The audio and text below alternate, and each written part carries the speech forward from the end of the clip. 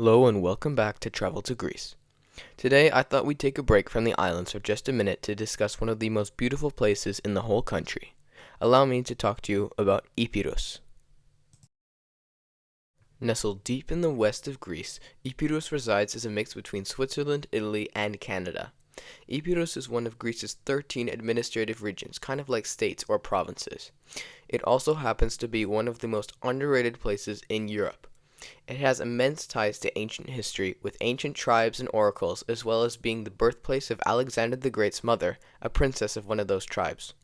Modern Epirus covers an area of 9,203 square kilometers, or 3,553 miles, and has a population of 319,991, mostly due to the capital Ioannina, which just so happens to be the eighth largest city in Greece. From towering mountains to golden beaches, allow me to tell you the top 8 things to see and do in Epirus. Number 8. Acheron Gliki. Acheron Gliki sits at the foot of the Souli Mountains in Epirus, right where the famous Acheron River emerges from a network of cold karst springs. The village of Gliki marks the starting point of the Acheron Gorge, a protected natural area known for its crystal clear water, steep limestone cliffs, and rich biodiversity. The river here is fed by underground aquifers, which is why the water stays icy even in midsummer and maintains its striking turquoise color. Historically, this region has ties to the ancient belief that Acheron was one of the rivers leading to the underworld, and archaeological remains nearby, including the Necromansion, reflect that cultural memory. Today, the area is popular for hiking, river trekking, and gentle rafting, but it still feels surprisingly untouched. Walking through Gliki and into the gorge, you get a blend of myth, geology, and raw landscape that makes the place feel both scientifically fascinating and quietly mystical at the same time. Number 7. The Ancient Theater of Dodoni. The ancient theater of Dodoni has a presence that feels both monumental and intimate, as if the stones themselves still remember the voices that once filled them. It's a vast semicircle carved into the foothills of Mount Tomaros, built in the 3rd century BCE when Epirus was at its peak under King Pyrrhus. The scale is astonishing. Around 18,000 spectators could sit here, yet the setting remains deeply natural, surrounded by open fields and low mountains that give the whole site a quiet, almost sacred atmosphere. This makes sense because Dodoni wasn't just a theater. It was part of one of the oldest oracles in Greece, where priests interpreted the rustling of oak leaves as messages from Zeus. Standing in the theater today, you can still see the massive stone tiers, the restored staged areas, and the protective walls added later by the Romans, all layered like a timeline in stone. It's a place where history feels close enough to touch, where you can imagine the echo of ancient performances blending with the sounds of wind and birds across the valley. Number 6. Parga. Parga feels like a place where geography and history decided to show off together. It's a small coastal town on the northwest edge of Greece, built amphitheatrically on a hillside that drops straight into the Ionian Sea.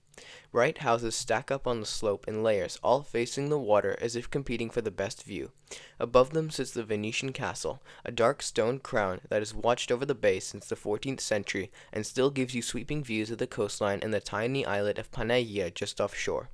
The beaches, like Valtos and Krioneri, curve around clear, shallow water that shifts from turquoise to deep blue depending on the light.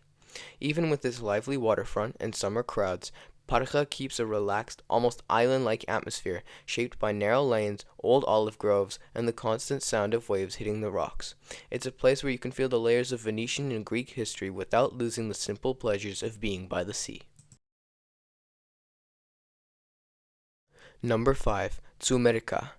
Tsumerica feels like the wild vertical heart of mainland Greece, a place where mountains don't just rise, they erupt out of the landscape.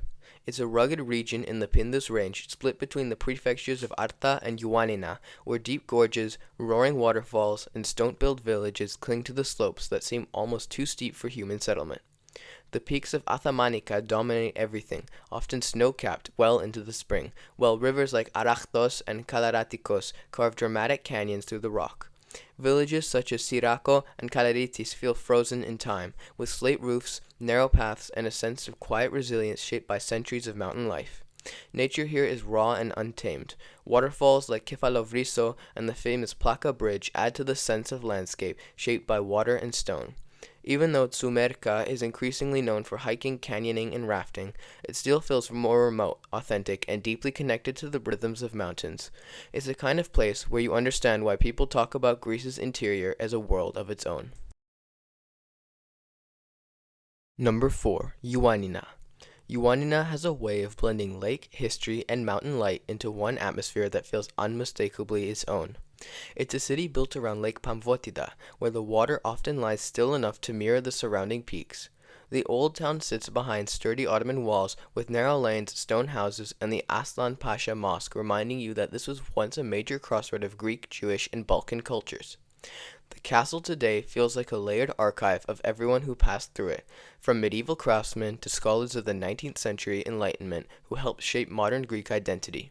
Across the lake, the small island of Ioannina adds another quiet dimension, with monasteries, footpaths, and traditional workshops that preserve the city's older rhythms. Modern Ioannina is lively and youthful thanks to its university, yet it never loses the slower, reflective pace created by the lake and the mountains that frame it. Number 3. Megalo Papingo.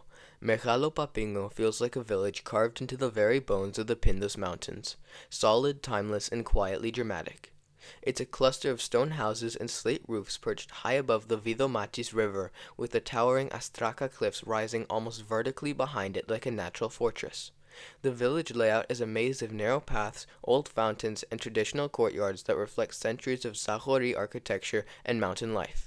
Even though it's small, Megalo Papingo has a strong sense of identity. Everything is built from local stone, everything faces the mountains, and everything seems designed to withstand both the winter snow and the passage of time. From here, trails lead toward the famous Dracholimni Alpine Lake and the Astraka Refuge, making it a gateway to Greece's most impressive high-altitude landscapes. Yet despite its popularity with hikers, the village keeps a peaceful rhythm, roosters, church bells, and the echo of the wind moving through the cliffs.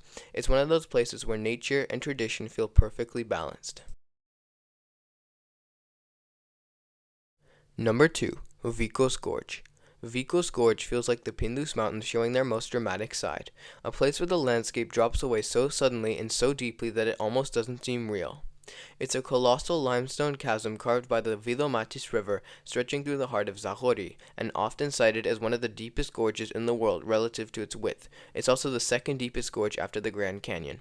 The cliffs rise nearly vertically, layer upon layer of gray and ochre rock, while below, the river runs cold, clear, and impossibly blue, fed by the underground springs. Walking along the rim from villages like Monodendri or descending into the gorge itself, you feel the scale shift around you. One moment you're looking across a vast natural amphitheater, the next you're surrounded by towering walls that block out everything but sky.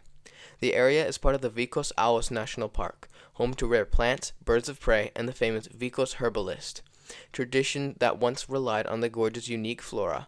Despite its fame, the gorge still feels wild and untouched, a place where silence has weight and the mountains seem to breathe around you. And finally, number 1, Zahori. Zahori feels like a world stitched together from stone, forest, and mountain light, a region where every village and valley seems to hold its own quiet story. It's a network of 46 traditional settlements in the Pindus Mountains, all built from the same local stone that blends almost seamlessly into the landscape. The famous arched bridges, like Kokoros and Plakidas, cross rivers that run impossibly clear, fed by springs that stay cold even in the summer.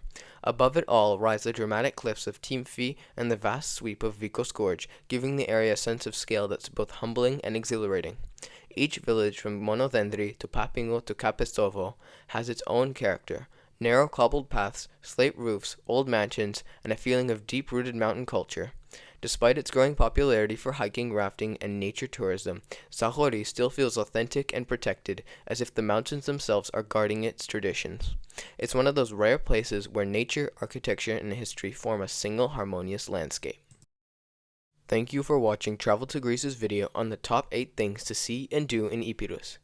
This place is really special to me, and I hope that on your next vacation to Greece you choose to visit Epirus.